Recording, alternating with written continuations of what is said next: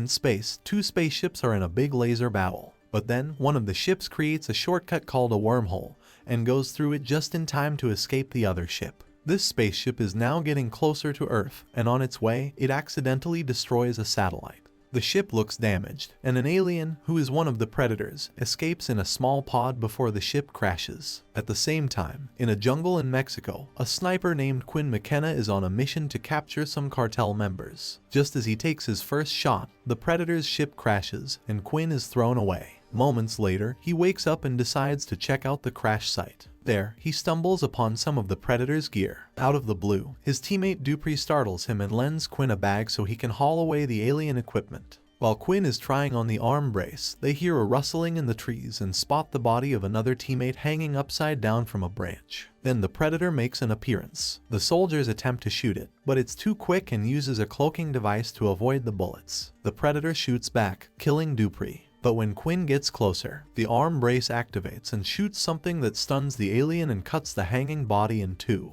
The falling blood reveals the predator as it becomes visible again, prompting Quinn to grab his bags and make a quick exit. On his way out, the brace releases a small sphere, which Quinn manages to catch. Before long, a special team led by Traeger arrives to secure the predator and anything salvageable from the crash. Traeger's orders indicate he's well versed in dealing with this alien race. The next morning, Quinn arrives in a nearby town and persuades everyone in a bar to leave by displaying his firearm.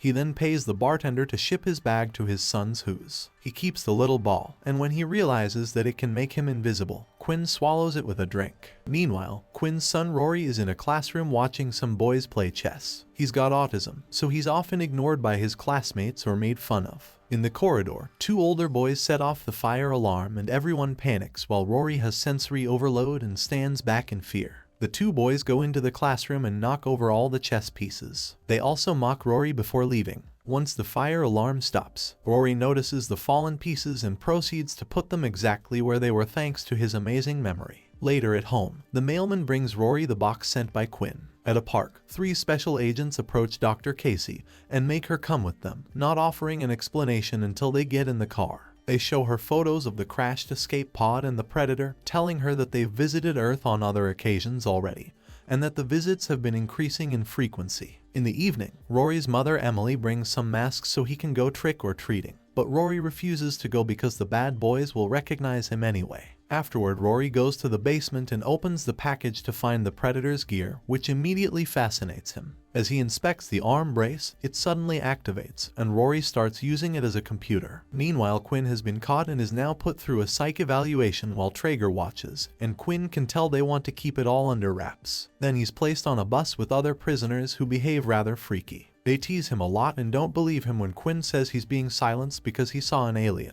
As the bus leaves, Casey arrives and meets Traeger and his team of scientists. She's surprised to discover they have all kinds of alien items and, most importantly, a predator that they're keeping sedated.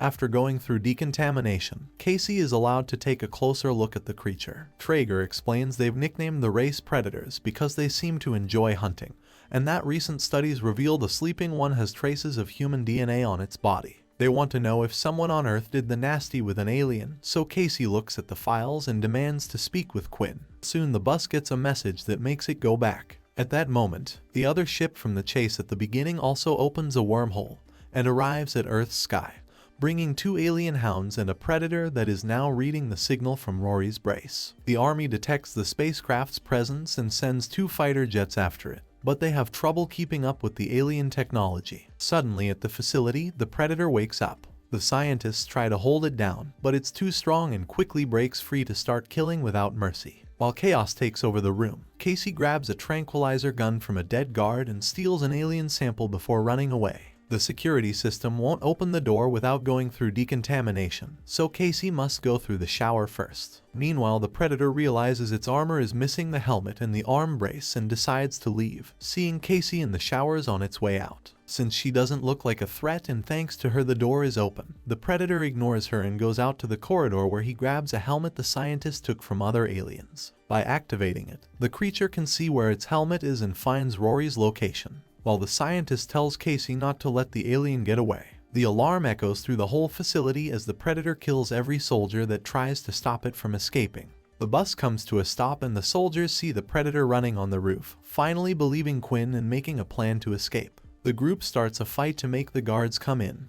Then they work together to knock the guards down, take their weapons, and throw them off the bus. Both Casey and the bus start chasing after the predator, who at that moment sees the other spaceship fly by with the two jets and goes after them. Casey jumps off the roof and lands on top of the bus to shoot at the alien, but she accidentally shoots her own foot instead. Next, Quinn tries to open fire too, but the predator destroys a tire and makes the bus stop. While the guys look for an alternate vehicle, the two jets keep on trying to shoot down the spacecraft, but it suddenly goes invisible and destroys both jets in seconds. Casey is almost killed by some guards, but the guys have found bikes and rescue her just in time before finally escaping. The predator sneaks inside the back of a truck and kills the soldiers as the vehicle leaves the facility too. Not far from there, the other alien finally lands and sends its hounds to search for its enemy. In the meantime, the soldiers hide in a motel room and wait for Casey to wake up. When she does, she thinks she's in danger and grabs a shotgun,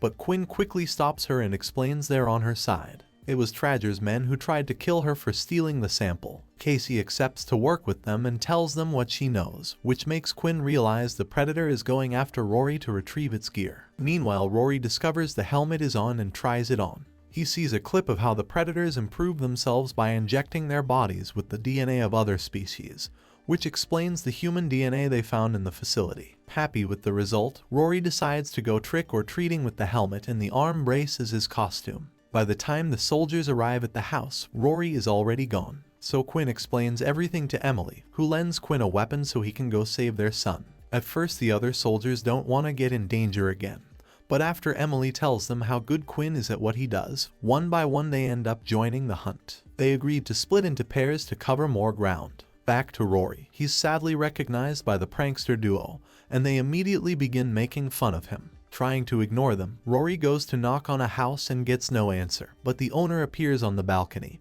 and also makes fun of Rory as he throws something at him. This activates the helmet, which shoots a blast that kills the man, blows up his house, and makes the other kids run away. The blast is seen by Quinn and Casey, who drive in that direction. A very scared Rory drops the helmet and runs to hide in a baseball field, where he finds a dog and immediately befriends it. At that moment, the alien hounds show up, but before they can attack, Quinn arrives and pushes them away with the car. Soon the rest of the team arrives too, and while Casey takes Rory away, the guys open fire. Quinn runs when a hound comes after him, but after a bit of chasing, he manages to blow the beast up by shooting a few grenades into its mouth while the other one is shot to death. Then Casey takes some samples, only to be interrupted by the sudden appearance of a predator, who grabs Nettles and threatens to kill him to make the group drop their weapons. They do as told, but Quinn quickly grabs his weapon again and shoots at the predator, making him release Nettles. Afterward, everyone runs to hide inside Rory's school right before the alien blows up the front door. Knowing what the predator wants, Quinn takes the minicomputer from Rory's brace. The predator finds them and grabs Quinn by the neck, so Quinn gives back the device. Before the beast can react, the alien drops Quinn and falls through the window. It turns out it's been pulled out by the other predator. As the humans drive away, the aliens battle each other, and the bigger predator easily wins by smashing the smaller one into a car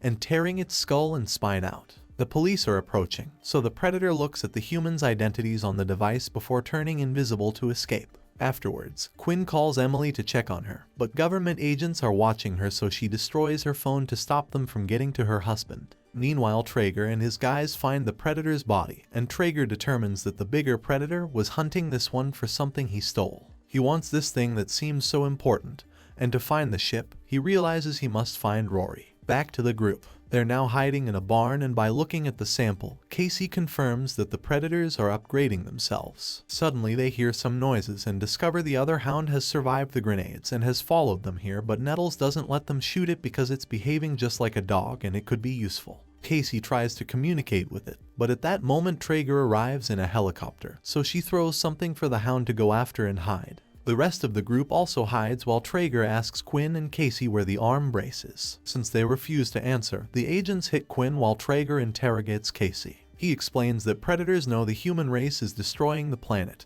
and doesn't have much time left, so they're gathering the best DNA before we go extinct. At Emily's house, the agents are looking around for the alien gear when suddenly the predator bursts in. Emily hides while the alien kills all the agents in seconds, then looks at Rory's desk to discover a map with the location of the ship. That same map is currently being drawn by Rory, and the agent watching over him quickly catches on, so he lets Traeger know. Immediately Traeger takes Rory away in the helicopter, leaving only a few men to kill the duo. Quinn easily beats two of them up with his expert skills, and when the third one is about to kill Casey, the Hound shows up and pukes a grenade. Casey uses the distraction to hit the guy with a chair, then she jumps off before the grenade blows up. On his way out, Quinn encounters Nebraska beating up the last of the guards. Then they reunite with Casey, and when they wonder how to escape, the rest of the team shows up in a helicopter to take them away while the Hound follows them on the ground. Soon everyone arrives at the site of the other ship. Traeger makes Rory unlock the door and they come inside, where Traeger orders his men to take everything. Suddenly one of the agents is pushed away and it's revealed that Quinn has been following them by using the cloaking device from the ball. After killing or knocking down all the guards, Quinn captures Traeger and brings him outside, where the rest of the group is taking down a few agents to surround the place. Suddenly, one of Quinn's friends is attacked by the Predator, but before dying, he manages to shoot a flare. The distraction allows Traeger to hit Quinn and run away, which causes a gunfight to start between Quinn's men and Traeger's. Quinn hides with Rory and gives him the cloaking device while the Predator jumps in and kills most of Traeger's men,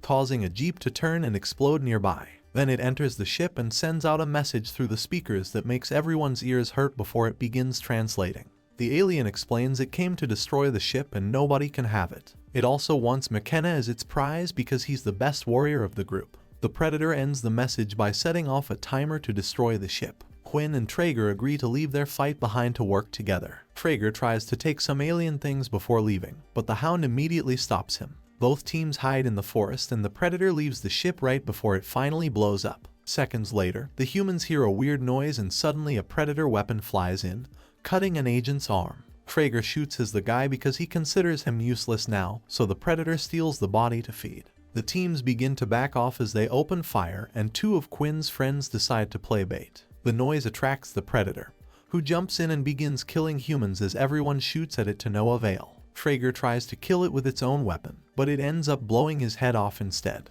Eventually, the Predator catches on fire, but it doesn't bother it much. So, it's painful for the two friends before they roll it down the hill. Since their injuries are so severe, they realize they won't survive this, so they decide to end each other's lives to avoid further suffering. Shortly after, the Predator returns and pushes Casey and Quinn aside to take Rory, who is the real McKenna he's been seeking all along due to his place in the evolutionary line.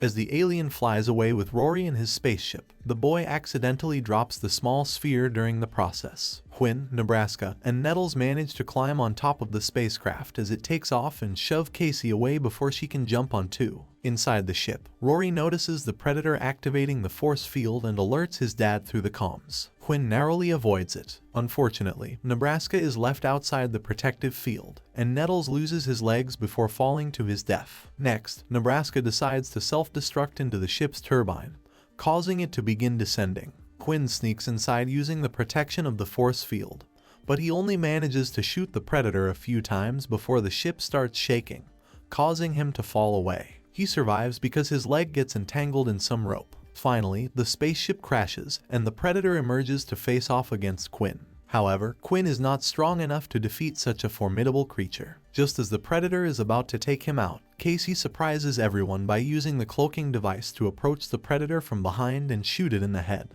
After her daring move, Quinn pushes the alien off the edge, where it loses its arm when Rory activates the force field. Casey catches the severed arm and tosses it to Quinn, who promptly shoots the Predator, finishing it off with several shots to the head. Afterward, Quinn collects various items from his fallen comrades, and he and Rory take a moment to pay their respects to the fallen men. Quinn then visits a new government facility that is preparing to defend against aliens in the future using Rory's knowledge. They have finally located the mysterious item that the Predator had stolen and was being pursued for. It turns out to be a formidable suit of armor called the Predator Killer. It seems the alien intended for humans to have this armor to fight against its own kind. The armor briefly attaches itself to a scientist and appears ready to unleash destruction, but it soon powers down and returns to normal. Quinn then announces that this is his new suit. Don't forget to subscribe and enable notifications so you can enjoy more videos like this. Thanks for watching.